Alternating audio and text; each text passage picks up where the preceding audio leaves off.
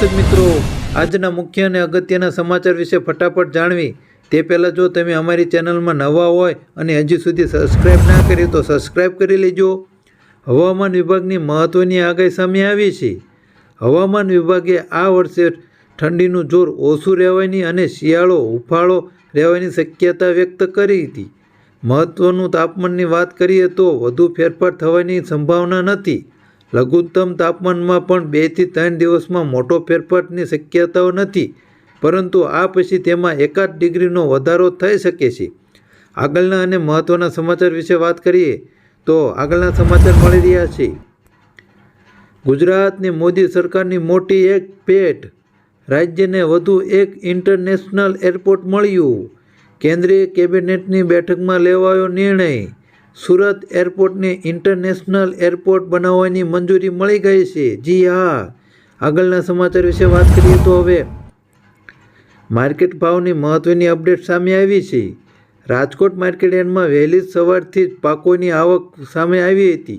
Rajkot market યાર્ડમાં કપાસ, મગફળી, સોયાબીન, લસણ, કઠોળ અને શાકભાજી સહિતના પાકોને મોટા પ્રમાણમાં આવક થઈ રહી છે. ગુજરાત માર્કેટ યાર્ડમાં 5400 ક્વિન્ટલ કપાસની આવક થઈ હતી. કપાસના ભાવની વાત કરવામાં આવે તો ખેડૂતોને કપાસના ભાવ 1150 થી 1455 રૂપિયાનો ભાવ મળ્યો હતો. કપાસની સાથે પણ ડુંગળી અને ટુકડા ઘઉંની આવક પણ મોટા પ્રમાણમાં થઈ રહી છે. હાલમાં માર્કેટ યાર્ડમાં ડુંગળીની આવક ખૂબ ચાલી રહી છે. તેના ભાવ વિશે પણ આગળ વાત કરવાના છીએ. વાત કરીએ તો ડુંગળીના અપડેટ વિશે મહત્ત્વની માહિતી મળી રહી છે. ડુંગળીએ ખેડૂતોને રાતા પાણીએ રડાવ્યા છે. ડુંગળીની નિકાસબંધીને કારણે ખેડૂતોને ભાવ ન મળતા ખેડૂતોને ચિંતામાં મુકાયા છે. આ બધાની વચ્ચે રાજકોટ માર્કેટિંગ યાર્ડમાં હવે ડુંગળી વેચવા યાર્ડ દરરોજ 100 ગાડીની એન્ટ્રી આપશે. આ તરફ ડુંગળીના નિકાસ ઉપર પ્રતિબંધ મુદ્દે મંત્રી કુંવરજી બાવળીએ કહ્યું છે કે ડુંગળી મામલે દિલ્હી સુધી વાત પહોંચાડી છે. તો વળી કહ્યું, જામનગરમાં ડુંગળીના વાવેતરમાં કરેલ ખર્ચ પણ ખેડૂતોને નહીં મળતા ખેડૂતો મૂંઝાયા છે. ભાવનગર માર્કેટ યાર્ડમાં 5 દિવસ બાદ ડુંગળીની હરાજી શરૂ થઈ છે. તો રાજકોટના ઉપલેટામાં ખેડૂતોને ડુંગળીના હાર પહેરીને મફતમાં ડુંગળીનું વિતરણ કરતા પણ વિડીયો વાયરલ કરવામાં આવ્યા છે અને વિરોધ દર્શાવવામાં આવી રહ્યો છે. આગળના સમાચાર વિશે ફટાફટ વાત કરશું તો કોંગ્રેસના સાંસદના મામલો જે અત્યારે હાલમાં 350 કરોડનો ફરી રહ્યો છે તેના વિશે મહત્ત્વના સમાચાર મળી રહ્યા છે. 350 કરોડ મળ્યા બાદ પહેલીવાર કોંગ્રેસ સાંસદ ધીરજ પ્રતાપ સાહુનો ખુલાસો સામે આવ્યો છે. તેમણે કહ્યું છે કે રિકવર થયેલા પૈસાને કોંગ્રેસ કે અન્ય કોઈ રાજકીય પક્ષ સાથે કોઈ લેવા દેવા નથી. આ પૈસા તેમના વ્યવસાયના પૈસા છે જે તેમના સંયુક્ત પરિવાર દ્વારા ચલાવવામાં આવે છે. ધીરજ સાಹುએ કહ્યું છે કે તે લગભગ 35 વર્ષથી સક્રિય રાજનીતિમાં છે અને તે પહેલીવાર જ્યારે આ પ્રક્રિયામાં આવ્યા છે. मैं सक्रिय राजनीति में मैं 30-35 साल से हूँ और यह मेरा पहला ऐसा वारदात हुआ मेरे साथ में.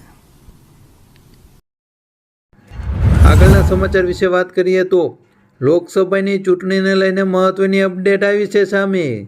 લોકસભા ચૂંટણી પહેલાં જ રાજકીય પક્ષો અત્યારથી જ ચૂંટણીની રણનીતિમાં કરવામાં કયાવત લાગી ગયા છે. આ દરમિયાન ગુજરાત કોંગ્રેસને લઈને એક મોટા સમાચાર સામે આવ્યા છે. વાત જાણે એમ છે કે દિલ્હીમાં ગુજરાત કોંગ્રેસની એક મહત્ત્વની બેઠકનું આયોજન કરવામાં આવ્યું છે.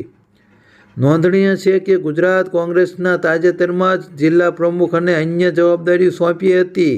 હાલમાં ચૂંટણીને લઈને મોટો માહોલ ઊભો થઈ રહ્યો છે. આગળનું હવામાન કેવું રહેશે? હવામાન વિભાગના ડાયરેક્ટરે જણાવ્યું છે કે આગામી 5 દિવસમાં વાતાવરણ સૂકું રહેવાની આગાહી કરી છે. વરસાદ થવાની કોઈ પણ સંભાવના નથી, પરંતુ અમુક જગ્યાએ વાદળછાયું વાતાવરણ જોવા મળી શકે છે. રાજ્યમાં 2 દિવસ બાદ 1 થી 2 ડિગ્રી સેલ્સિયસ તાપમાનમાં વધશે. 4 દિવસ બાદ તાપમાનમાં ઘટાડો આવી શકે છે. રાજ્યમાં આગામી થોડા દિવસોમાં વરસાદની કોઈ પણ શક્યતા નથી.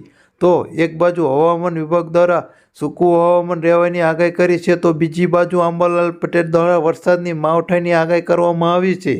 જુઓ તમે આંબાલાલ પટેલ દ્વારા શું કહેવામાં આવ્યું. રાજ્યમાં ફરી એકવાર કમોસમી વરસાદની આગાહી. નાતાલ પહેલાં રાજ્યમાં કમોસમી વરસાદની શક્યતા વ્યક્ત કરી છે. 16 થી 23 તારીખ સુધી માવઠાની અંબાલાલ પટેલ દ્વારા આગાહી કરવામાં આવી છે. 16 તારીખ બાદ વાતાવરણમાં વાદળછાયું રહેશે. ઉત્તર ભારતમાં કરા સાથે કમોસમી વરસાદની આગાહી કરવામાં આવી છે. કમોસમી વરસાદ બાદ પડશે હાડ થીજવતી ઠંડી. તો તમને શું લાગે છે, અંબાલાલ પટેલની આગાહી સાચી પડશે કે હવામાન વિભાગ જે જણાવ્યું તે સાચું પડશે? તો કોમેન્ટ કરીને જણાવજો કોનું સાચું લાગી રહ્યું છે.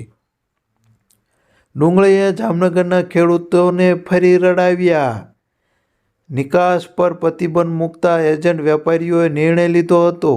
નિકાસને લઈને નવી જાહેરાત ન થાય ત્યાં સુધી હરાજી તદ્દન કરી બંધ. એક મણના 100 થી 550 રૂપિયા મળતા જે ખેડૂતોને રોકનો વારો આવ્યો છે. માવઠા બાદ સરકારને નિકાસ પર પ્રતિબંધ લગાવી દેતા ભાવ તળિયે બેસી ગયા છે. ખેડૂતોને માર ઉપર માર પડી રહ્યા છે. ડુંગળીના ભાવ વિશે વધુ અપડેટ મેળવીએ તો દેશમાં ડુંગળીની ઉપલબ્ધતા અને તેની કિંમતને નિયંત્રણમાં રાખવા માટે ભારત સરકાર માર્ચ 2024 સુધી નિકાસ પર રોક લગાવી દીધી છે. ભારતના આ પગલાંથી પડોશી દેશ પર પણ અસર પડી છે. રિપોર્ટ અનુસાર ભારત દ્વારા ડુંગળીના નિકાસ પર લગાવેલા પ્રતિબંધ બાદ પડોશી દેશ બાંગ્લાદેશ, નેપાળ, ભૂતાન, શ્રીલંકા અને માલદીવમાં ડુંગળીની કિંમત ખૂબ જ વધારે છે. ભારતે તહેવારની સિઝનમાં જોતા ડુંગળીના નિકાસ પર 40%નો ચાર્જ લગાવ્યો હતો. ત્યારબાદ ઓક્ટોબરમાં ભારતે ડુંગળીની નિકાસમાં નવા ન્યૂનતમ ભાવ $800 પ્રતિ ટન કરી દીધા હતા. હાલમાં નિકાસની તારીખને લઈને કોઈ પણ સમાચાર સામે આવી રહ્યા નથી. હાલમાં જે ભાવ છે તે રહેવાની શક્યતા રહેશે. આગળના સમાચાર વિશે વાત કરીએ તો અભ્યાસક્રમને લઈને મોટી અપડેટ આવી છે. ગુજરાત માધ્યમિક અને ઉચ્ચ માધ્યમિક શિક્ષણ બોર્ડ ગાંધીનગર દ્વારા ઉચ્ચ માધ્યમિક વિભાગના વિજ્ઞાન પ્રવાહના વિદ્યાર્થીઓને degree, engineering degree, diploma, pharmacy અભ્યાસક્રમોમાં પ્રવેશ મેળવવા માટે લેવામાં આવનાર ગુજરાત કંટ્રોલ ટેસ્ટ ગ્રેજ્યુએટ 2024ની પરીક્ષા જે 2/4/2024ને મંગળવારના રોજ જે લેવામાં આવવાની હતી, જેની તારીખમાં ફેરફાર કરવામાં આવ્યો છે. જેની તારીખની પરીક્ષા 31/3/2024ને રવિવારે લેવામાં આવશે. જેની તમામ વિદ્યાર્થીઓએ નોંધ લેવી. ગુજકેટની તારીખમાં ફેરફાર કરવામાં આવ્યો છે. જે પરીક્ષાની તારીખ પહેલાં હતી તે અત્યારે હાલમાં નવી અપડેટ કરવામાં આવી છે. ₹1 લાઇટ બિલને લઈને મોટી અપડેટ સામે આવી રહી છે. અમરેલીના કુકાવાડામાં ખેડૂતોને ₹1 વીજ બિલ બાકી હોવાની નોટિસ મામલે પીજીવીસીએલે નાના કર્મચારીની બદલી કરીને દંડ્યા છે. ₹1ની નોટિસ આપ્યા બાદ મહિલા કર્મચારી પીજીવીસીએલ દ્વારા બદલી કરવામાં આવી છે.